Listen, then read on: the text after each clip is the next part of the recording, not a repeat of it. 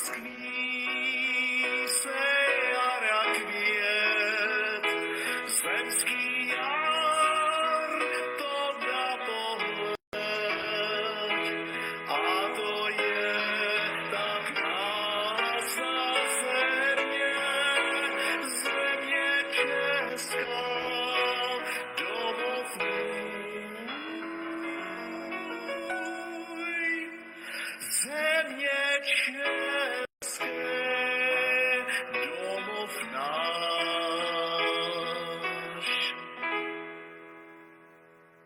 Na dva trousa blízká mi divobíju, nad za trousa blízká mi divobíju. Zastavme sa, bratia, nech sa oni stratia, slaviame a žijú. Zastavme sa, bratia, nech sa oni stratia, slaviame a žijú.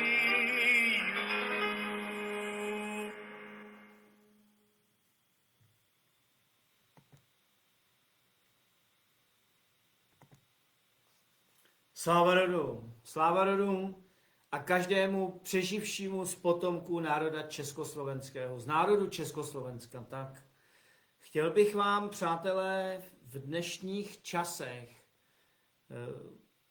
ukázat část toho, co je naše. A to je to, co vidíte za námi. To, že nám matrice, parazit, sebral toto naše písmo, tyto obrazy a dali nám tu latinku. A že jsme se ve školách učili, to, my jsme chodili do těch škol, které byly základem našeho školství, bylo Jan Amos Komenský. Hej, tyto jezuitské školy byly šířené po celé vlastně Evropě i v tom dálném východě a tak dále, protože skrze tyto jezuitské školy, skrze toto jezuitské školství, kde se trestalo a vymlacovalo se z našich dětí to naše vědomí a nahrazovalo se právě tou latinkou, jo, prosím vás. Takže já chápu, že vám to teďko je trošičku možná vzdálenější, ale pochopte jednu věc, to, co jste se učili ve školách, nebylo naše slovanské, slavianské, ale bylo to židozednářsko-křesťansko-jezuitské. A to s veškerými možnými dopady na to naše vědomí se musel nahrát ten nový software, a to je právě ten software, který je psaný tou latinkou. Jestli tomu rozumíte dobře, tak latinka je všecko, co tady umíte přečíst. Jo? Toto všecko je latinka, toto všechno je latinka. Je to písmo mrtvých. Doklady taktéž, jo? To jsou další věci. Jo? A my jsme vám chtěli říct, že jsme-li tady na území, žijete tady na území Slavianů, žijete tady na území Velké Tartárie, žijete tady na území, který patřilo našim předkům, kteří nebyli křesťané. Hej, to pokřesťanštění probíhalo násilím, válkami, vyhlazováním, vypalováním vesnic a tak dále. Dobře si pamatujete, třeba ještě tak trošičku si můžeme pamatovat, jakože ty filmy, které nám tady ukazovali o psohlavcích a tak dále, o tom, jak sem přicházela teprve ta šlechta, jak nás tady jakože učili číst a psát tím jejich mrtvým písmem. My jsme zde na tomto území až do roku, když to řeknu, toho jejich, který oni teďko uvádějí, až k letům 1700, hej, až k letům 1700 plus minus, jsme měli naše písmo. Psalo se tady v runách, psalo se tady ve staroslovenštině, psali jsme tady takzvané gramoty. Byly to na bezovou kůru psaný staroslovenštinou. Znovu říkám, staroslovenština je naše obrazové písmo. A proto vzniknul Blackův právní slovník. Tento Blackův právní slovník vzniknul od roku 1800, Hej, to znamená podle jejich roku 800, jo? Oni potom z toho udělali těch 1800, takže od roku 1891 je zde na této zemi, zde na tomto území evropském kontinentu uplatňovaný Blackův právní slovník a jeho definice. A v druhé definici Blackova právního slovníku si můžeme najít, a my jsme našli díky našemu Kulíškovi, jsme našli druhá edice, ano. Ale víš, Jo. teď tě málo slyšet. Aha, druhá edice, jo, takže je to druhá edice, která je psaná v angličtině. My vám takhle tady můžeme ukázat tady, jo. Tady se můžete podívat, ještě bych to teda přiblížil, si to bude vidět, abyste si to, že zde je že tady to je, ano, můžete si to najít, jo, pakliže máte, můžete si to najít, je to druhá edice Blackova právního slovníku, i oni to tam pozměňují a upravují to na každé to území. A je to Moravané, jenom abyste věděli, co to jsou a kdo jsou Moravané. Jinak nazývaný jako sjednocení bratři. Je to sekta křesťanů, jejich společné zřízení je zvláštní a nápadné. Vznikla na Moravě a v Čechách při zahájení oné reformace, která zbavila svatopetrský stolec tolika voličů a dala vzniknout toliko křesťanským denominacím. Podávají svědectví o slavnostním stvrzení, tak tady už se píše druhé STP, to už pak nečtu, jo? Takže jenom abyste věděli, že Moravané tady vznikly právě proto, že si matrice uvědomovala, že jednoho dne se naše území bude jmenovat Československo a že bude docházet k obnově a tříštění toho našeho území Československa. Pro nás, Slaviany, je území Československa od Jasíňa do Aše, Děržava je naše. Hej?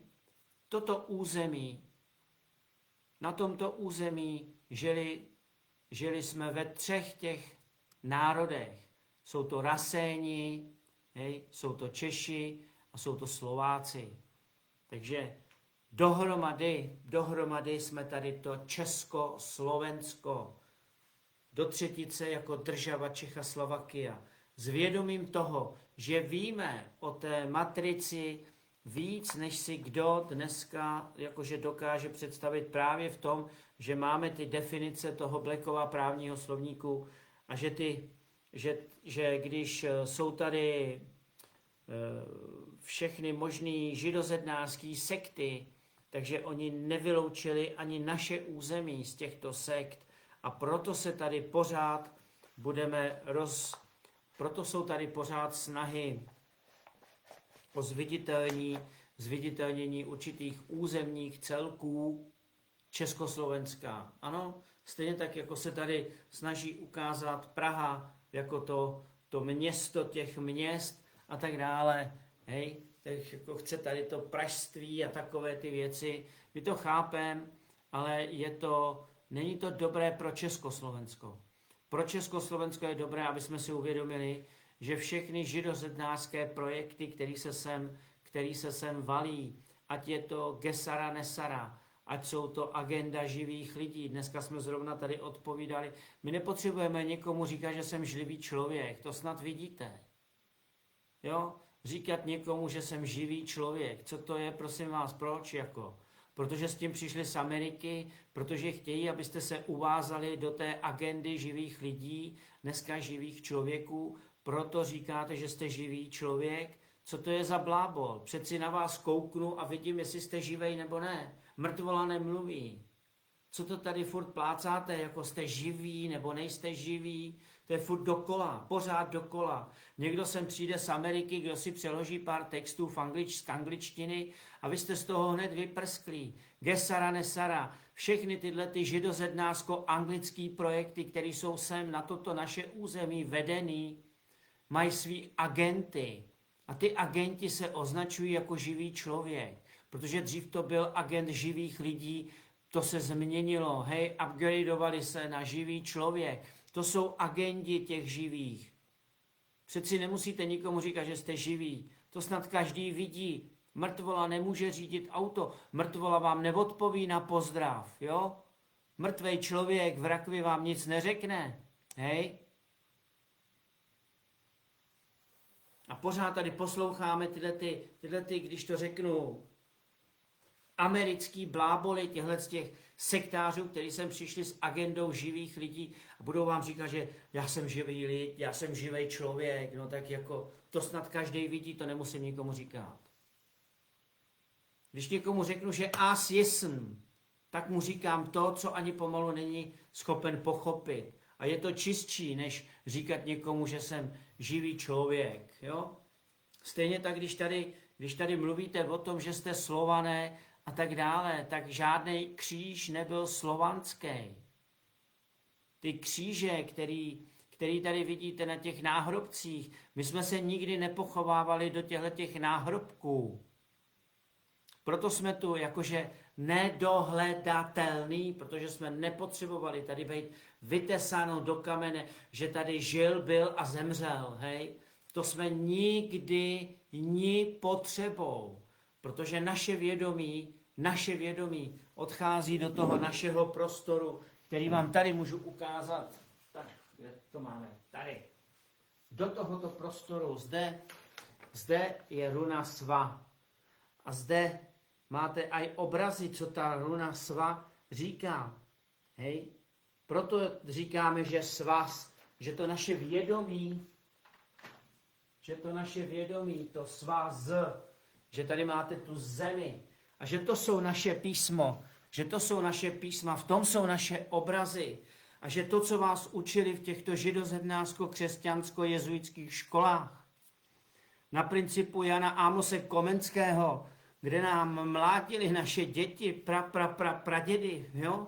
Mlátili je v těchto školách, nutili je chodit do školy a řekli, že to je to významný a k tomu právě dneska docházíme. Vy všichni, co jste studovali tyhle ty školy a měli jste zajedná, věnovali jste se dějepisu a tak dále, tak vy máte v těch hlavách jenom to, co vám v těch židozednářsko-jezuitsko-křesťanských školách do té hlavy dali. Vy jste se našprtali všechny tyhle ty věci o tom, že tady byla Velká Morava a tak dále, ale už vám nikdo neřekl z těch židozednářů, že ta Morava tady právě vznikla právě proto, aby rozdělovala tu jednotu těch našich 2, 3 národů, který tady vytvořili to Československo k tomu roku 1918. Že ho poté převzali politické strany, že nám ve školách vymyli mozky, že nám řekli, že tady byl Karel IV. Jako ten náš největší král, protože poté tady byli husiti a tak dále, a tak dále, a tak dále.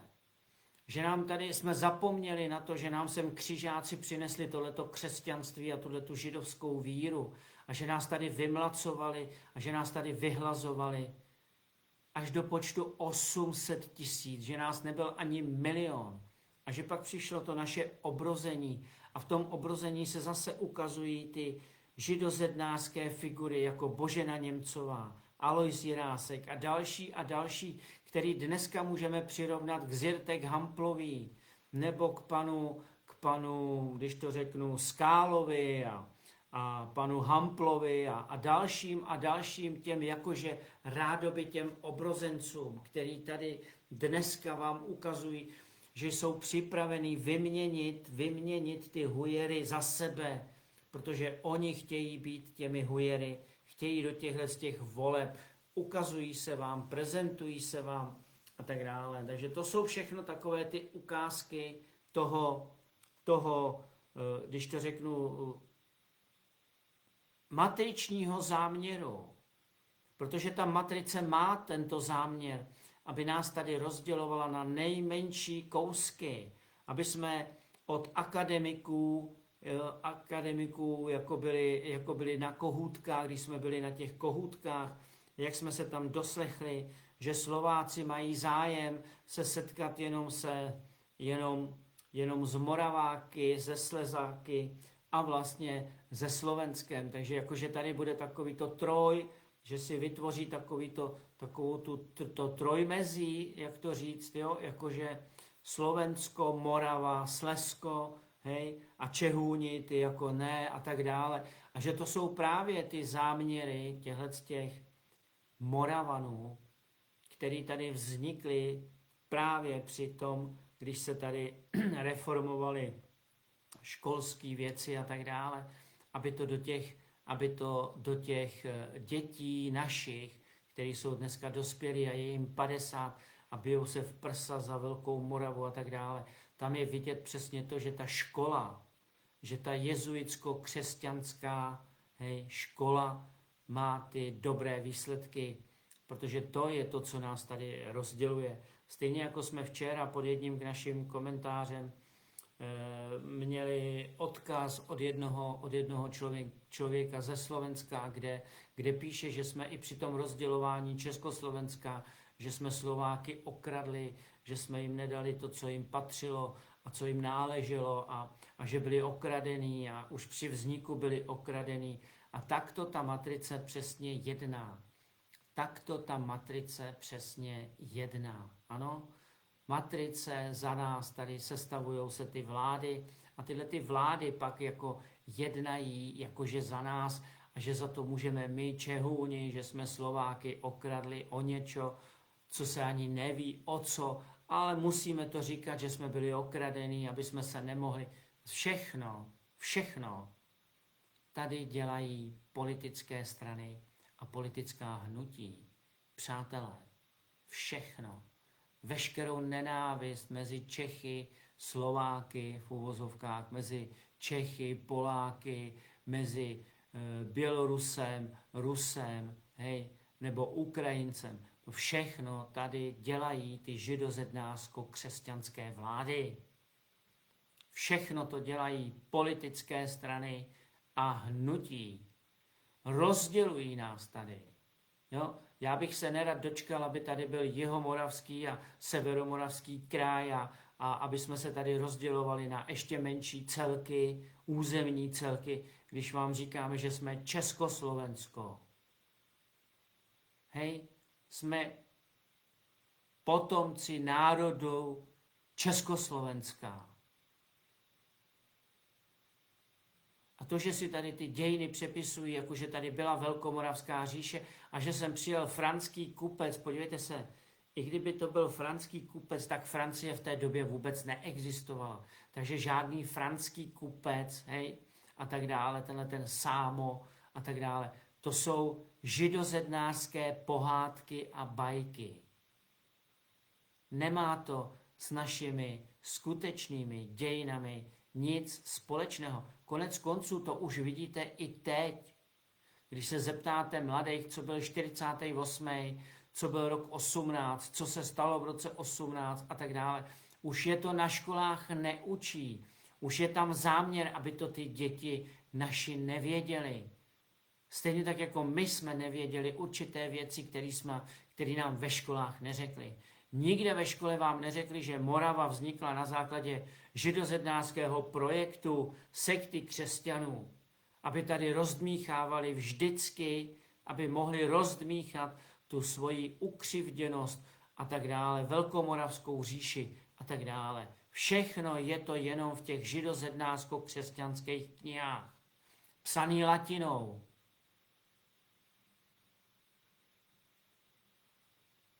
Takže my se tady bavíme o tom, jestli tady byla Velkomoravská říše a tak dále. Bavíte se o tom, že tady Karel IV. Byl náš největší král a tak dále. A zapomínáte na to, že to byl římský císař. Hej, že to byl římský císař. A.V. Cezar, římský císař. Všichni víte, že Praha je stavěná jako Nový Jeruzalém a tak dále, že přes Prahu je pentagram a tak dále. Ale oni ty stavby Oni ty stavby jsou starý plus minus 300 let.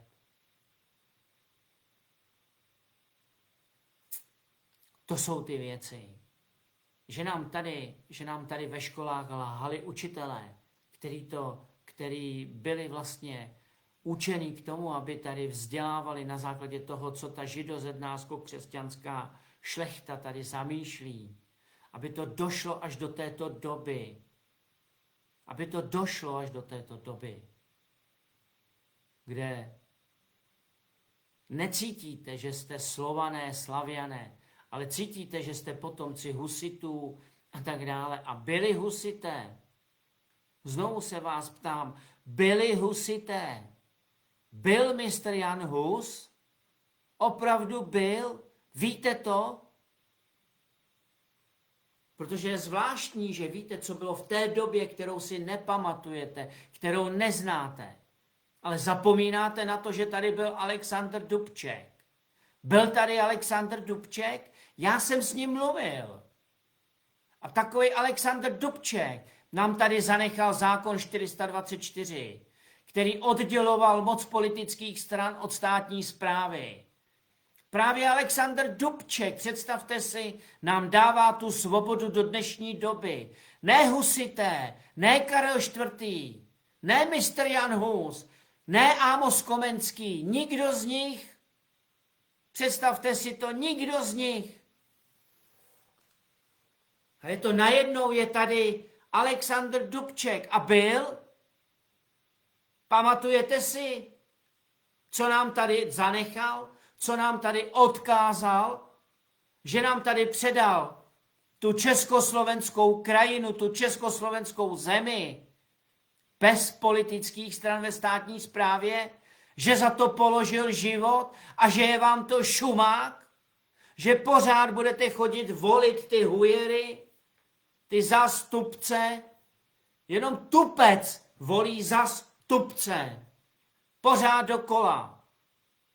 Pořád vám tady bude někdo přednášet o tom, že tady jsou nějaké politické strany, že jsou tady nějaká politická hnutí, které stojí za zmínku, že něco páchají dobře. Jediný dobré, co můžou udělat, je, aby se sebrali a odešli. To je jediný dobrý. A to je za 3. Dobře je za 3. Posloucháme tady, že kříže, korunovační klenoty a tak dále, nějakého krále. Na tomto území žádní králové nebyli.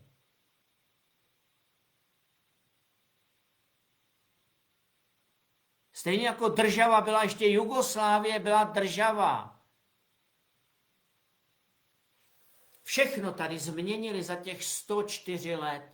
Všechno tady změnili za 104 let, který můžeme dokázat.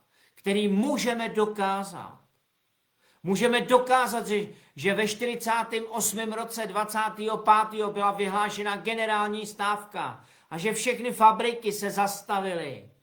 A že lidi došli na to náměstí, na ten Staromák, na Václavák, že to bylo plný, protože v té době v okolí Prahy a v Praze byly fabriky, které už dneska nejsou.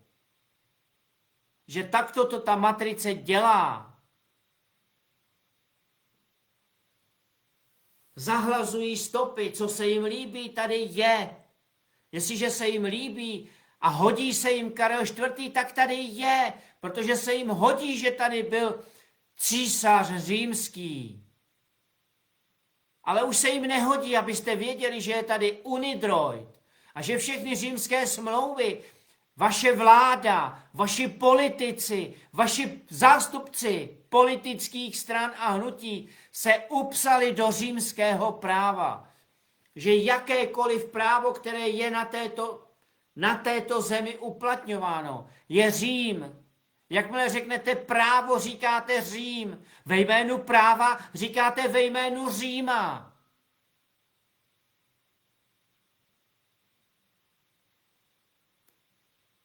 Že tady vytvořili zákony, protože my jsme žili v konu. A když jsme věděli, že jsme v konu, konní muži, konné ženy, že jsme konali, tak se vymyslelo co? Vymyslel se zákon. A všechny vás odvedli z konů do zákonů. Mimo kony, mimo naše slavianské, árijské vědy. Dali vám tady to, co teďko vy papouškujete. Protože to nemůžete ani dokázat. Jenom jste to slyšeli ve škole, že tady byla Velkomoravská říše. Řekli vám to ve škole. Tak to musí být pravda. Stejně jako když vám teďko říkají, že je válka na Ukrajině, tak to musí být pravda. Stejně jako vám říkají, že vás nevraždí, ale pouze očkují, tak to musí být pravda. To, že vám říkáme věci, které slyšíte poprvé, dobrá, tak se na ně podívejte. Ověřte si to, že tady je Blackův právní slovník od roku 1891. Od roku 1891. A že ty definice se mění, že je upgradeují, novelizují, stejně jako vy upgradeujete svůj občanskoprávní vztah. Svůj občanskoprávní vztah ke korporaci Česká republika, Slovenská republika obnovujete, upgradeujete každých 10 let. A že když se té matrici hodí, aby tady byl Bandera, tak bude vzývaný Bandera. Protože se to té matrici hodí. Proto, když vám tady říkají ve jménu ahoj, ad honorus Jesus, vzývej Ježíše. Takže vy se zdravíte, ahoj, vzýváte Ježíše. A že je Ježíš židozednářský projekt, to už vám nevadí. Bijete se v prsa, my jsme Slované. Hej. A za bukem ad honorus Jesus, vzývám Ježíše. To je, oč tu běží. To je, oč tu běží. Že jsme tak věřili těm doktorům, že jsme tak věřili těm právníkům, že jsme tak věřili těm politikům. A že dneska věříte některým mluvčím, který vás stále vedou do těch voleb, který zpochybňují, který tolerují vlastizradu. Protože říkají, i kdyby to byla pravda, i kdyby ten Mojmír měl pravdu, tak ale my s tím nic neuděláme. Protože s tím nechcou něco dělat. Protože jsou spokojení. Protože mají tu důležitost. Mají práci v zahraničí, mají svoje konta, mají svoje občanské kluby, mají svoje zapsané spolky. Hej, je jim dobře. Hej, je jim dobře. Nechtějí tu změnu. Nechtějí. Chtějí, aby se tady udržel ten režim těch politických stran a hnutí. To je, oč té matrici běží. Abyste zapomněli na to, že tady byl Alexander Dubček a že Alexander Dubček tady schválil zákon 424 a že jsme Čechoslováci jediný národy na světě, který mají účinný a platný zákon 424 z roku 1991 sbírky. Paragraf 5, na základě kterého bude obnoveno federální shromáždění bez politických stran a hnutí. A že se hlasy národů Československa projeví v červnových eurohujerských volbách, kdy na celém území Československa probíhají eurohujerské volby. A že vy, který tam chcete házet ty hujery, tak si tam vhodíte ty hujery.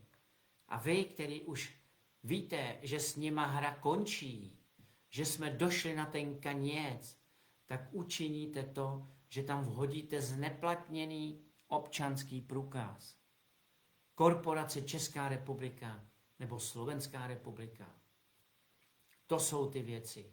A že na www.čechoslovakia.cz máme listiny, stejně tak jako na www.federální schromáždění cs.cz máme 5 kroků, jak jít mimo ně a obnovit federální schromáždění v souladu se zákonem 424. Obnovit státní správu. Že vám tady občanští mluvčí říkají, že je tady veřejná správa, to už víte. A jsou tady občanští aktivisté, kteří chodí k soudu a říkají vám, že je to státní správa. Pletou se, není to státní správa. Žádný soud tady není státní správou. Žádný policista neplní státní správu, neobsluhuje a není členem státní správy, ale veřejné správy. Že tady všechno změnili, že všechny tyhle věci se vám snažíme ukazovat. A že vám je ukážeme 27. dubna v Praze a 20. dubna na kulatém stolu. Takže všem vám přejeme sláva rodu a myšleno v dobru. Ní třeba nás rozdělovat na menší území, než je Československo. To je, oč tu běží. Sláva rodu.